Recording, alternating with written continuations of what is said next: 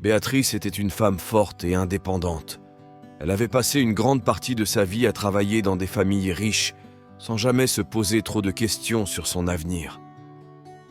Il n'a pas eu le temps de rêver à une vie différente. Son existence a toujours été marquée par le travail. Mais ce jour-là, quelque chose d'inattendu allait se produire. Avant de continuer, abonnez-vous à notre chaîne et activez la cloche pour ne manquer aucune de nos stories. Il se dirigeait vers une villa qu'il n'avait jamais vue auparavant, immergée dans une campagne silencieuse et luxuriante. On lui avait dit que les propriétaires, un couple riche, étaient des particuliers, mais elle n'aurait jamais imaginé à quel point cette visite allait bouleverser sa vie. La villa était une œuvre d'art. Les hautes portes en fer forgé s'ouvraient sur une longue avenue bordée d'arbres qui menait à une demeure seigneuriale, entourée de jardins bien entretenus et de fleurs colorées. Béatrice, qui a grandi dans un petit orphelinat, n'était pas habituée à un tel faste. Il avait vécu une vie simple, faite de sacrifices et de luttes, sans jamais connaître l'affection d'une famille.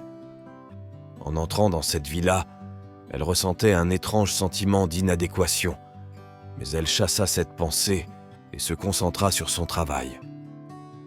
À l'entrée, elle fut accueillie par Marina, la gouvernante principale, une gentille femme qui la guida à travers les somptueuses pièces de la villa.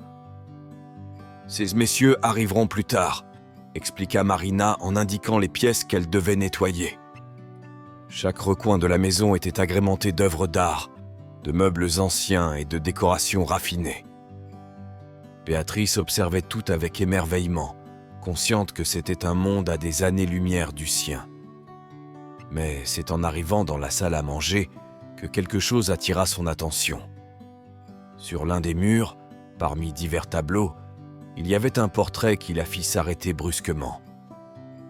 C'était une femme vêtue de blanc, en robe de mariée, mais ce qui la laissait sans voix, c'était le visage de la femme. Il était identique au sien. Béatrice s'approcha, incrédule, le cœur battant à tout rompre. Comment cela est-il possible ? Elle n'était jamais entrée dans cette maison auparavant. Elle n'en connaissait pas les propriétaires, mais la femme représentée avait les mêmes traits qu'elle. Les yeux, la bouche, même l'expression semblait capturer quelque chose d'intime et de familier. Sa respiration devint difficile alors qu'il continuait à regarder le tableau. Qui était cette femme ? Et pourquoi son visage a-t-il été immortalisé sur cette toile ? Alors qu'un flot de questions la submergeait, la porte de la pièce s'ouvrit brusquement. Les hôtes, Gianni et Clara, venaient d'arriver. Lorsque Clara aperçut Béatrice devant le portrait, elle pâlit. Il porta la main à sa bouche, les yeux écarquillés d'incrédulité. Gianni, à ses côtés, semblait tout aussi choqué. « Ce n'est pas possible », murmura Clara, sa voix se brisant d'émotion. « Ça lui ressemble. Elena. » Béatrice se retourna, confuse et effrayée. « Qui est Elena ?» demanda-t-il, essayant de comprendre ce qui se passait. Gianni s'approcha d'un tiroir et en sortit une vieille photo. « Elena était notre fille », expliqua-t-il d'une voix tremblante. « Elle a disparu il y a de nombreuses années, et nous la recherchons depuis. Mais toi, tu lui ressembles étonnamment. » Béatrice a pris la photo avec les mains tremblantes, incapable de croire ce qu'elle a vu. Le visage sur la photo était incroyablement similaire au sien, comme si on se regardait dans un miroir, mais avec quelques années de différence. « Ce n'est pas possible », marmonna-t-il, sa voix se brisant d'incrédulité. « J'ai grandi dans un orphelinat. Je n'ai jamais connu mes vrais parents. » Clara, les yeux pleins de larmes, la regardait avec espoir.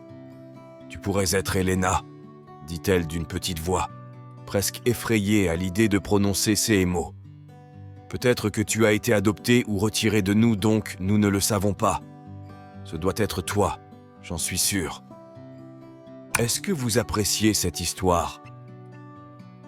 Avant de voir comment cela se termine, abonnez-vous à notre chaîne et activez les notifications. » Tous trois passèrent le reste de la journée à comparer souvenirs, vieilles photographies et documents poussiéreux.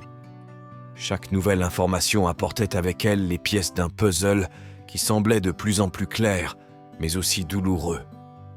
Plus il parlait, plus il devenait évident que quelque chose d'important était caché dans le passé de Béatrice. Ces documents d'adoption étaient vagues, avec d'étranges divergences et lacunes qui indiquaient une possible erreur, voire une contrefaçon. Il y avait des coïncidences trop importantes pour être ignorées, des détails familiaux, des dates correspondantes et surtout cette incroyable ressemblance physique avec Elena, la fille perdue depuis longtemps de Gianni et Clara. La révélation a été un choc pour tout le monde. Béatrice, qui toute sa vie avait cru être seule au monde, se trouvait désormais confrontée à la possibilité de fonder une famille, ce qu'elle avait toujours désiré mais n'avait jamais osé espérer trouver. Les émotions la submergeaient. Elle était heureuse, confuse, mais aussi effrayée à l'idée de découvrir après une longue période qu'elle appartenait à quelqu'un. À partir de ce moment, la vie de Béatrice change radicalement. Gianni et Clara l'ont accueillie chez eux comme s'ils l'avaient retrouvée après une longue absence. Chaque jour, ils partageaient avec elle des souvenirs d'Elena, lui montrant des photos, lui racontant des histoires de leur vie ensemble. Béatrice commença à se sentir membre d'une famille qu'elle ne connaissait pas, et cela la remplit d'une émotion nouvelle, un mélange de joie et de confusion. Ce n'était pas un processus simple. Béatrice était encore pleine de doutes et de questions. Pourquoi avait-elle été séparée de ses parents? Qui l'avait repoussée et pourquoi? Mais chaque jour, en passant du temps avec Gianni et Clara, il sentait grandir en lui un lien qu'il ne pouvait pas expliquer, un lien profond qui allait au-delà de la ressemblance physique. C'était une émotion nouvelle pour elle, un mélange de joie et de confusion, d'espoir et de vulnérabilité. Et plus le temps passait, plus Béatrice sentait que peut-être, enfin, elle trouvait sa place dans le monde.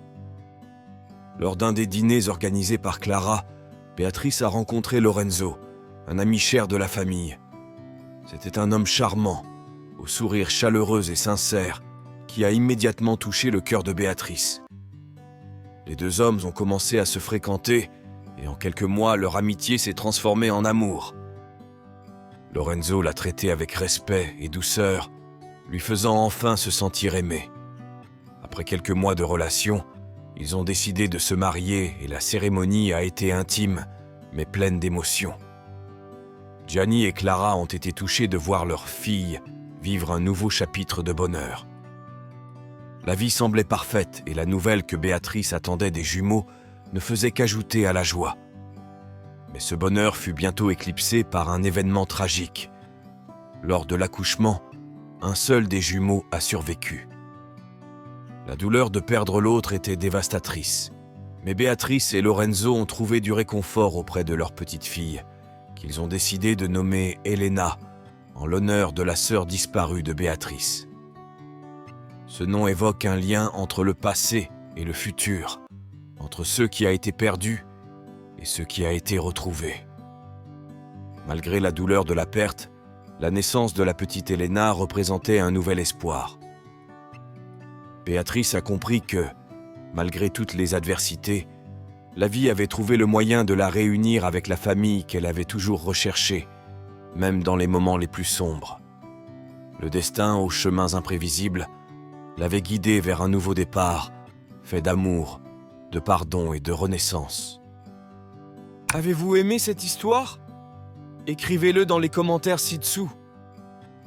Merci d'avoir regardé la vidéo jusqu'à la fin et à la prochaine fois.